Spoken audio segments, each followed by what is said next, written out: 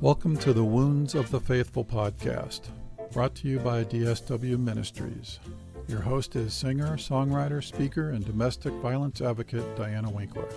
She is passionate about helping survivors in the church heal from domestic violence and abuse and trauma. This podcast is not a substitute for professional counseling or qualified medical help. Now, here is Diana.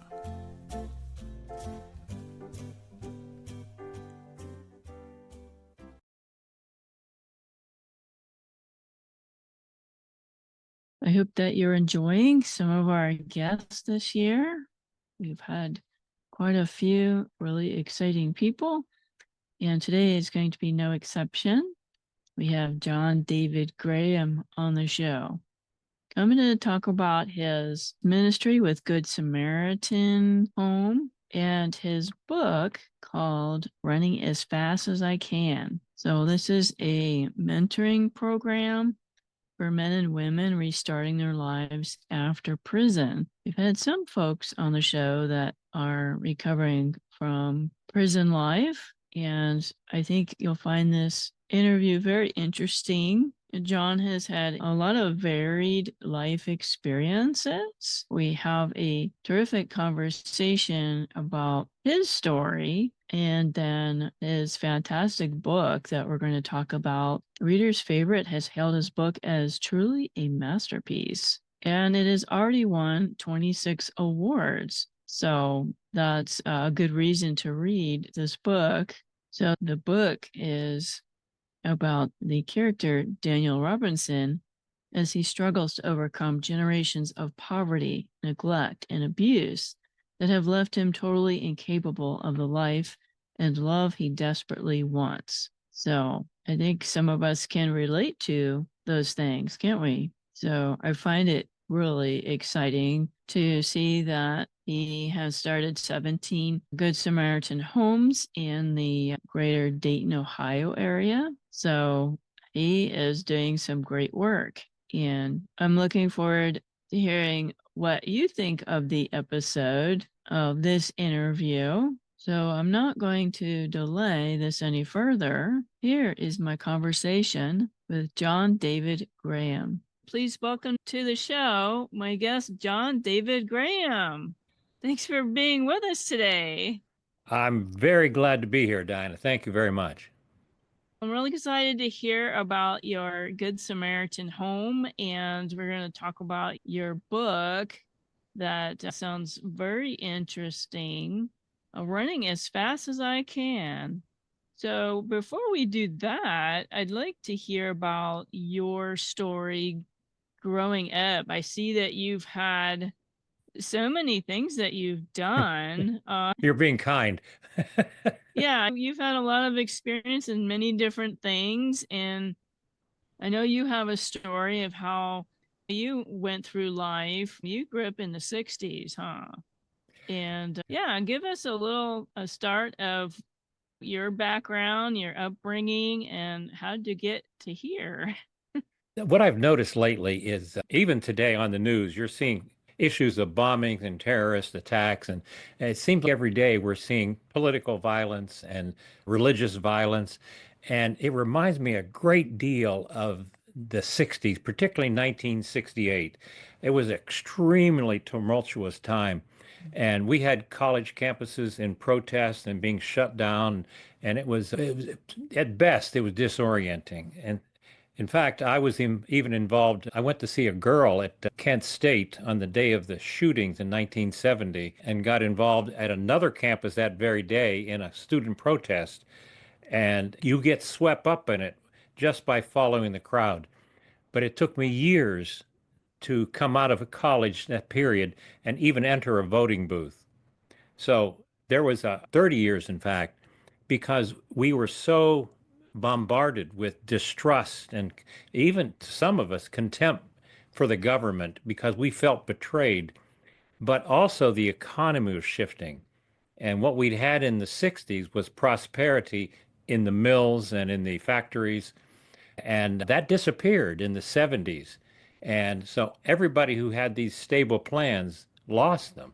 So as a result of all that politicking and all that turmoil, I went through a series of 30 years where I was just trying to find my place. Went from job to job. I was a children's home counselor, a substitute school teacher, a truck driver, a fireman, a journalist. And at one point, I was even a minister, thinking that I could find some degree of stability.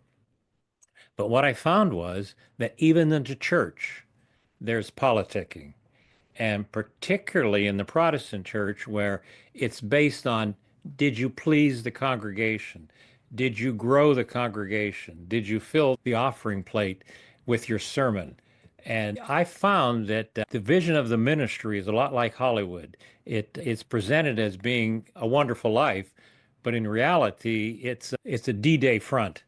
You feel like you're under attack on all sides. I was 53 years old. I had a family. We had moved through several states. And instead of looking at retirement, I was looking at what am I going to do with my life? So my wife and I decided to maybe we can help people who are struggling more than us. And we decided to open our own home. It was an old Victorian house that we were the only thing we could afford. It was very old, needed a great deal of repair. We decided to use it as a homeless shelter to help people who were struggling more than us. And we did that with really no money, but just using what we call sweat equity, our own labor. I'd promised her we'd get it remodeled in 3 months. The truth is, it took 14 years. Yeah, there was a lot of sweat in that equity. But in the process, we use that house as a model of what can happen when you take a broken life. A broken house is like a broken life. If you put equity into it, if you put effort into it, if the community volunteers can support you, you can change a house and you can change a life. And we did that. And eventually, the Department of Correction asked us, can we take people coming from prison who are homeless, low risk offenders, but simply need a safe place to live temporarily? And we did that, and that allowed us to expand to another house and another house. And over the next 24 years, we grew from our house helping one or two men to now we have 19 houses in 3 different counties and a staff of 10 people. And our company is called Good Samaritan Home for obvious reasons. And it's a nonprofit, but the idea is that we are trying to give the least of these. These are people coming from prison, by and large, are lepers in our community. We went through a lock 'em up mentality in the 80s, and we filled our prisons and we tripled the prison population, only to realize that people come home from prison. And if they don't have someone or something to help them, they're not going to make it. They're going to go back to prison. And so the idea is in the community, if somebody has housing and structure and some degree of stability, then they'll get a job, they'll pay child support, they'll stay out of prison. And that's what happened. We've worked with upwards of 2,500 men and women over the past quarter century. And by and large, yeah, obviously some people don't stay, but by and large, it's been extremely successful. And the idea is that we're not doing it just for them. We're doing it as an expression of our faith. And that's made all the difference. You said you have been homeless before. Have you been in prison before? No, I've never been to prison, but I have been homeless, particularly when I was single. When I was married, of course, I had to take my family through various different states to follow the work. But I never forgot what it was like to be living in my truck and have worried about where can I park my truck so that somebody won't come out and tell me to move, or where am I going to eat tonight? The weather's coming down. What am I going to do? And then they repossessed my truck. So, Oh, yeah, I forgot you have to actually make payments on that thing. oh, But my homelessness was not the extent of some people, but I do know what it's like to look at the clouds to say, is it going to rain? Where am I going to sleep?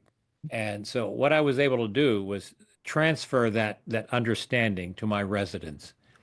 because the idea of, say, you get released from jail and you're told, okay, go out and get a job. You don't know what the first thing to do if you've never had a job.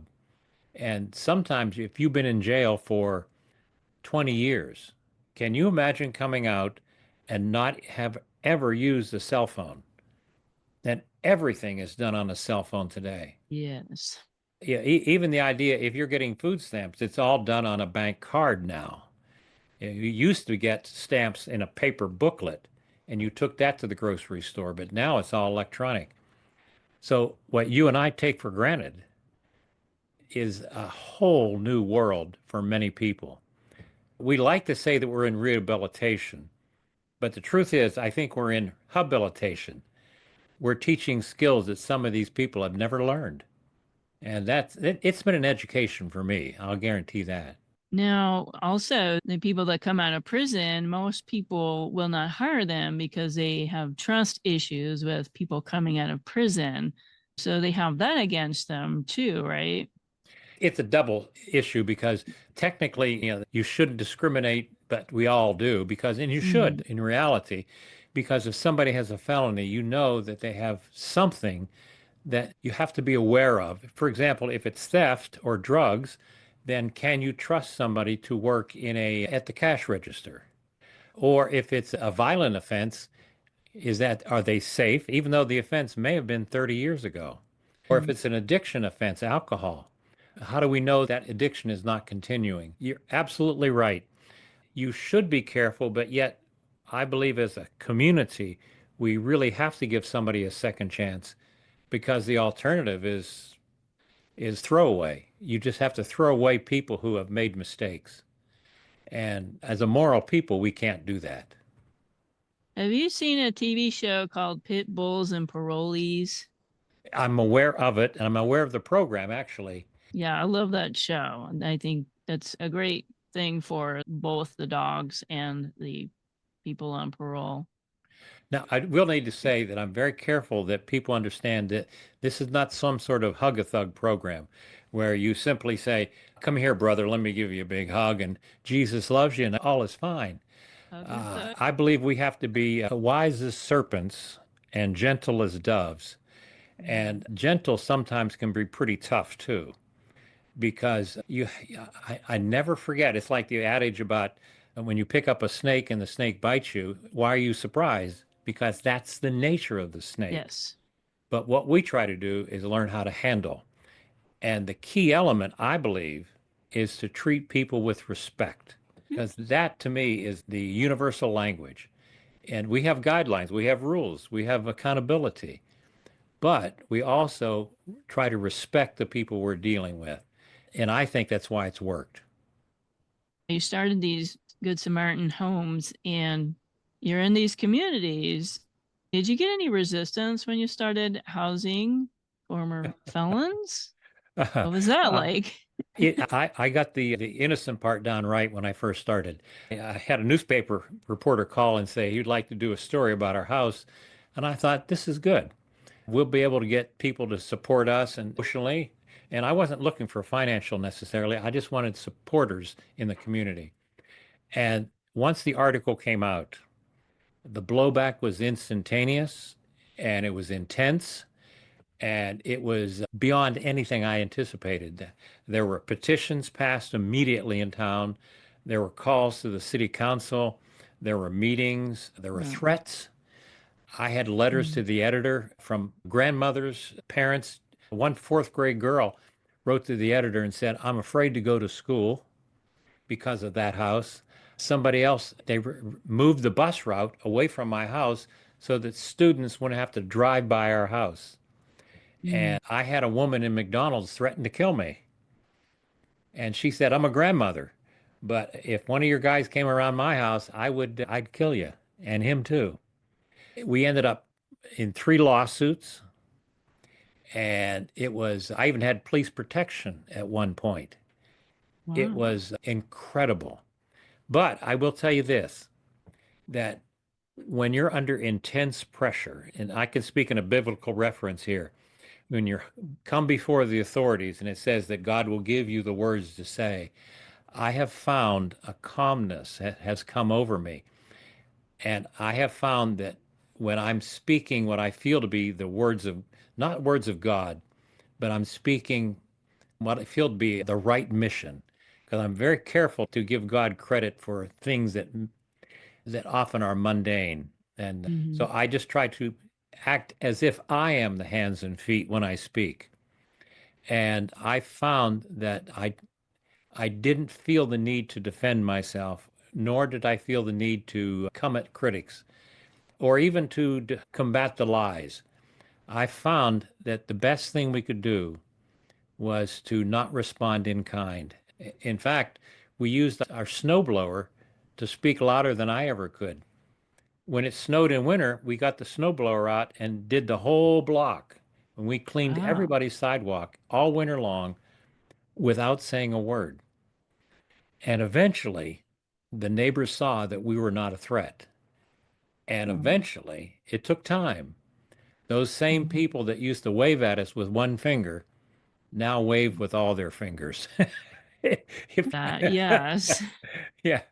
So it was an intense time, but also it was about as close to what I call an apostolic mission as I've encountered, where we felt we were doing the right thing and we wanted to make sure that we acted accordingly. And we did. That sounds wonderful that most of them came around eventually, seeing the service that you were doing in the community. But you talked about rules and stuff. Tell us about what a typical day is for those in your Good Samaritan home. And is there anybody that you wouldn't take? We don't discriminate based on the offense. It's based on the risk score, and the Department of Correction technically is in charge of that.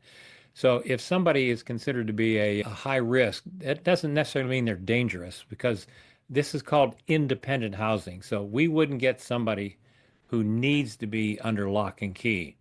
Our housing is in lieu of being homeless on the street. So it's almost like a boarding house.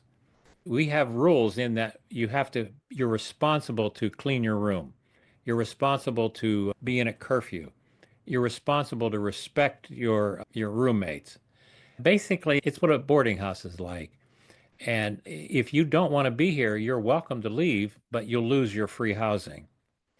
What we try to do is we try to teach basic skills, like even something benign as making a bed is actually the focal point because you're going to go out and apply for a job and get rejected, just like you said. And you'll apply again and again. You may get rejected a dozen times. But when you come back at night and your bed is made and your room is clean, you feel like at least you have control over something in your life. And that gives you hope. So we're trying to teach rehabilitation through basic skills, and one of which is respect for yourself. And the key element here is if I respect me and I respect my roommate, I begin to think in terms of we instead of I. And that to me is a critical element in rehabilitation because what got you to prison was thinking of I only. We don't offer any training programs because that's not our role. We are only a housing element. We offer mentoring. And most of my staff has either been through the system on one level or another. So they're very aware of their own mistakes. And so we're not here to say, you need to do this. Our response is, how can we help you? So we don't necessarily cook for you. We provide a place for you to cook. And there are food pantries in town. But more important, through the county resources, there's a training program. What the counties have often done is that they've developed reentry offices.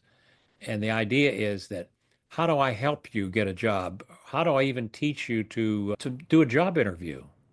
You and I, you may take it for granted, but how many people have never conducted a job interview? And so what they do, they train them how to walk into a room, how to talk to somebody. And at the end of the course, their volunteers even provide a suit so that men who have never had a suit are given something, a certificate that says you are a graduate. And they're wearing a suit and tie they've never done in their life. And I've seen grown men 50, 60 years old, been in prison for years, start to cry because they felt like they've accomplished something. And that to me is really what it's all about. And we didn't do it. We were part of the process. I've been trying to find a transfer within my job, and I've done like 12 interviews in 2 years, and it's really hard to get a job or a promotion or make more money. I can imagine how hard it is for them. But I might have to try that making the bed trick because I don't make my bed, John. Uh-oh. This is being recorded, isn't it? Yeah. I might have to try that. Maybe I'll have some control over more of my life if I make the bed before I go to Well, start my day. I need to tell you that it's not my idea. That's a trick that the Navy SEAL teaches their recruits. Yeah, I'm And the sure. idea is that at the end of the day, after being beat up on the training ground, you can get some degree of satisfaction that you've done something right. You know, is your Good Samaritan home different than like halfway houses? Well, a halfway house would be an extension of prison. It literally is halfway home. And Okay. that's where they do intense programming. And the idea is they may have some sort of psychological program or offense training program, particularly if the offense was sexual in nature. They may need a halfway house to deal with the psychological issues. We don't get into any of that because when they come to us, they are legally allowed to be free in the community, but they have nowhere to go. And that's a big difference. So in effect, it's voluntary. Somebody who come to us says, I want to get out and get my own place. I just don't have a job yet. I need time. And that's what we offer. You say you're mentoring them, but do you do any spiritual work with them? You are a faith-based organization, but how do you approach the spiritual side? One thing, we started our program back under the faith-based initiative under George Bush. And the idea was that President Bush felt that the faith community was equipped to do much of the good works in the community. And they did it voluntarily, but they had certain guidelines. For example, you couldn't proselytize while you were doing a program for the government. And the idea was if you're a Christian dealing with a non-Christian or someone who was completely outside of any religious faith, the idea was they still needed your service. So you had to be equally servant to all the community. But what we found was that if your faith motivates you, you can speak volumes through your hands and feet. You don't have to speak the words. And I'll be quite candid. We sometimes get volunteers who want to come in and say, do you ask them if they're saved? And what I say is I ask them if they're hungry, because that's the language they understand. And if I offer somebody food, the natural question is, why are you doing this for me? And the answer is because my faith motivates me to help you as much as someone helped me. And that speaks volume without getting into details. Mm-hmm. My experience in the church after years, having grown up in the evangelical tradition, having seen the good and the bad of that, I have found that I have to speak the language of the community if they're going to hear me, not the language of the church. And the church today in particular has crossed into areas of politics and Yes. it's crossed into areas that I feel the church is not suited to do well. What we are very good at is service. And I think that right now we're doing the work of the church in the way that I wanted to do. I think this is a great place to stop. I want to hear more about his story and what he's doing here with Good Samaritan. And I know that you do too. So please come back next time on the Wounds of the Faithful podcast to hear more. God bless you, folks. Goodbye for now.